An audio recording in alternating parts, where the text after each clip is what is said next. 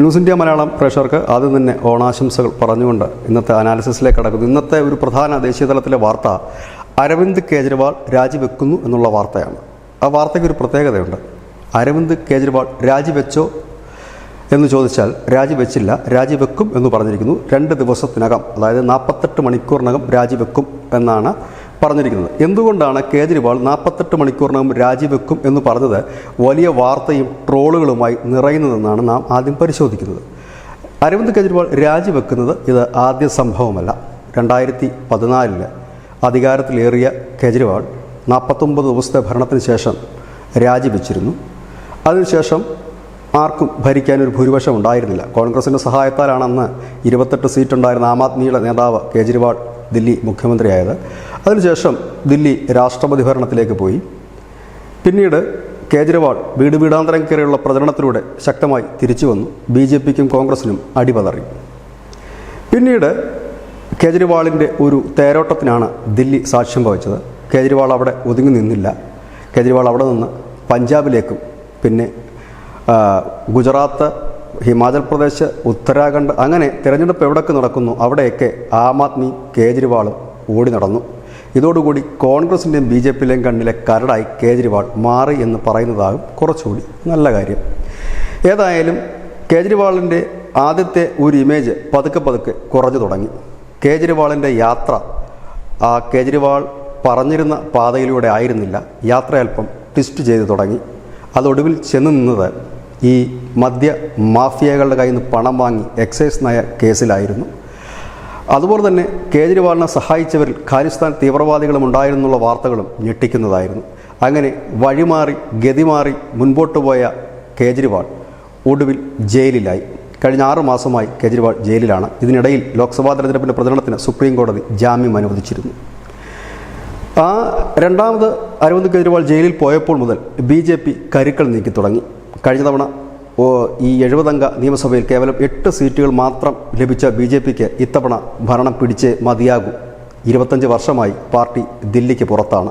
അതുകൊണ്ട് തന്നെ ഭരണം പിടിക്കാനുള്ള എല്ലാ നീക്കങ്ങളും അവരുടെ ഭാഗത്തുനിന്നുണ്ടായി. അതിനൊരു പരിധിവരെ അവരെ സഹായിച്ചത് കേജ്രിവാളാണെന്ന് പറയാതിരിക്കാൻ കഴിയില്ല.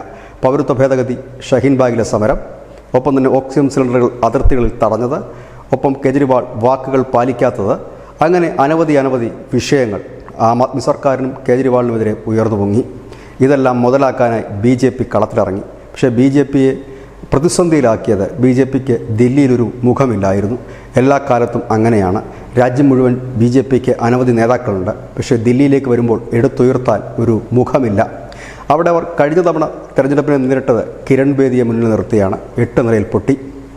അങ്ങനെ അവർ ഓരോ മുഖങ്ങളും മാറി മാറി അവിടെ പരീക്ഷിച്ചിട്ടുണ്ട്. മദൻലാൽ ഖുറാന, സുഷമ സ്വരാജ്, ഡോക്ടർ ഹർഷവർദ്ധൻ, അങ്ങനെ പല മുഖങ്ങളും പരീക്ഷിച്ച് പരാജയപ്പെട്ടിട്ടുണ്ട് BJP.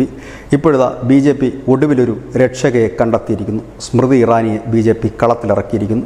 കേജ്രിവാളിനെ വെട്ടാൻ സ്മൃതി ഇറാനി ധാരാളമാണ്. അമേഠിയിൽ രാഹുൽ ഗാന്ധിയെ കെട്ടുകെട്ടിച്ച ധീരവനിത. ഏതായാലും കേജ്രിവാളിന് പോകുന്ന തണ്ടി തന്നെയാണ് ഏതായാലും സ്മൃതി ഇറാനി എന്ന് പറയാതിരിക്കാൻ കഴിയില്ല. പൊളിറ്റിക്കൽ കേജ്രിവാളിൻ്റെ അതേ തന്ത്രവും ഇല്ലെങ്കിൽ അതിനൊരു പടി മുകളിലുള്ള തന്ത്രവും പയറ്റാൻ മിടുക്കിയാണ്. ഇത് ഇപ്പോൾ BJPയുടെ അംഗത്വ വിതരണ സമയമാണ്. ഇതിൻ്റെ ചുക്കാൻ പിടിക്കുന്നത് സ്മൃതി ഇറാനിയാണ്. അതോടുകൂടി തന്നെ സ്മൃതി ഇറാനിയാകും ദില്ലിയുടെ അടുത്ത മുഖ്യമന്ത്രി എന്ന പ്രചരണവും ശക്തമായി മുൻപോട്ട് പോകുന്നു. മറ്റൊരു കാര്യം, ദില്ലിയിലെ BJP അനുഭവിക്കുന്ന മറ്റൊരു പ്രശ്നം ആഭ്യന്തര കലഹങ്ങളാണ്. അതുകൂടി ശമിപ്പിക്കാനായാൽ ദില്ലി ഈ വരുന്ന നിയമസഭാ തെരഞ്ഞെടുപ്പിൽ BJPക്ക് പിടിക്കുക വളരെ എളുപ്പമുള്ള കാര്യമാണ്. ഇവിടെയാണ് അരവിന്ദ് കേജ്രിവാളിൻ്റെ ഒരു എൻട്രി വന്നിരിക്കുന്നത്. അരവിന്ദ് കേജ്രിവാൾ രാജിവെക്കുന്നു എന്നുള്ള വലിയ വാർത്ത. അതായത് അരവിന്ദ് കേജ്രിവാൾ ജയിലിലായത് മുതൽ ദില്ലിയിലെ ഭരണം പ്രതിസന്ധിയിലാണെന്ന് കാണിച്ചുകൊണ്ട് രാഷ്ട്രപതിക്ക് ഒരു ഹർജി നൽകി ദില്ലിയിലെ BJPയുടെ MLAമാർ.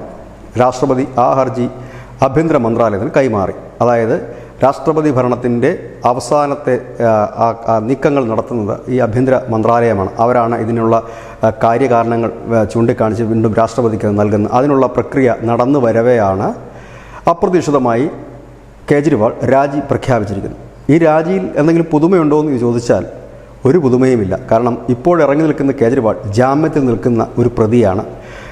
ജാമ്യം നൽകുമ്പോൾ കോടതി പറഞ്ഞത് ഓഫീസിൽ പോകാനോ ഫയലുകൾ ഒപ്പിടാനോ കഴിയില്ല എന്നാണ്. അതായത് സാങ്കേതികപരമായി കേജ്രിവാളിന് ഇപ്പോൾ യാതൊരു പവറുമില്ല. മുഖ്യമന്ത്രി എന്നൊരു പേര് മാത്രമേ ഉള്ളൂ. അതായത് യാതൊരു പവറും, ഒരു ഫയലിൽ ഒപ്പിടാൻ കഴിയാത്ത, ഓഫീസിൽ പോകാൻ കഴിയാത്ത ഒരു MLA മാത്രമാണ് ഇന്ന് കേജ്രിവാൾ. ആ കേജ്രിവാളാണ് അതിബുദ്ധി കാണിച്ച് മുഖ്യമന്ത്രി സ്ഥാനം രാജിവെക്കുന്നു എന്ന് പ്രഖ്യാപിച്ചത്. ഇവിടെ നമ്മെ ഓർമ്മിപ്പിക്കുന്നത് 2014 കാലഘട്ടം തന്നെയാണ്.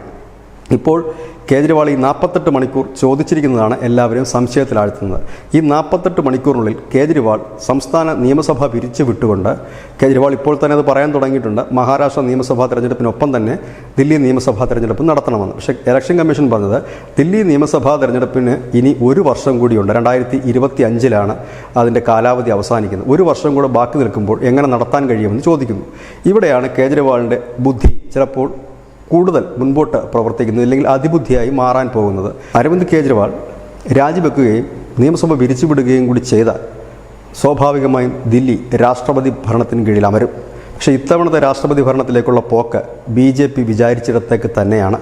കാരണം BJP കുറേ നാളുകളായി ദില്ലിയിൽ രാഷ്ട്രപതി ഭരണം വേണമെന്ന് ആവശ്യപ്പെട്ടു തുടങ്ങിയിട്ട് 2014 അതല്ലായിരുന്നു സ്ഥിതി. അപ്രതീക്ഷിതമായി രാഷ്ട്രപതി ഭരണം അരവിന്ദ് കേജ്രിവാൾ വിളിച്ചു വരുത്തുകയായിരുന്നു. ഇത്തവണ അരവിന്ദ് കേജ്രിവാൾ വിളിച്ചു വരുത്തിയാലും വരുത്തിയില്ലെങ്കിലും രാഷ്ട്രപതി ഭരണം വരും. അത് BJPയും ആഗ്രഹിക്കുന്നുണ്ട്. കാരണം രണ്ടു കൂട്ടർക്കും ഒരു ഗ്യാപ്പ് ആവശ്യമാണ്. അരവിന്ദ് കേജ്രിവാളിനെ സംബന്ധിച്ച് ഈ രീതിയിൽ ഇനി മുൻപോട്ട് പോകാൻ കഴിയില്ല. ദില്ലിയിൽ പുതിയ മുഖ്യമന്ത്രി അവരോധിച്ചാൽ അരവിന്ദ് കേജ്രിവാളിൻ്റെ രാഷ്ട്രീയ ജീവിതം അതോടുകൂടി അവസാനിക്കുകയും ചെയ്യും. ഇതെല്ലാം മുൻകൂട്ടി കണ്ടുകൊണ്ടാണ് ഈ രാഷ്ട്രീയ നാടകത്തിന് ഒരു തുടക്കം കേജ്രിവാൾ കുറിച്ചിരിക്കുന്നത്. ഏതായാലും 2014 2024 കേജ്രിവാളിന് ഇനി എന്ത് ചെയ്യാൻ കഴിയുമെന്നുള്ളത് ഈ 48 മണിക്കൂറിനുള്ളിൽ നമുക്ക് കാത്തിരുന്ന് കാണേണ്ടി വരും. ഇതിനാണ് ന്യൂസിൻ്റെ നടത്തുന്ന ഇന്നത്തെ പോയിന്റ്. നന്ദി, നമസ്കാരം.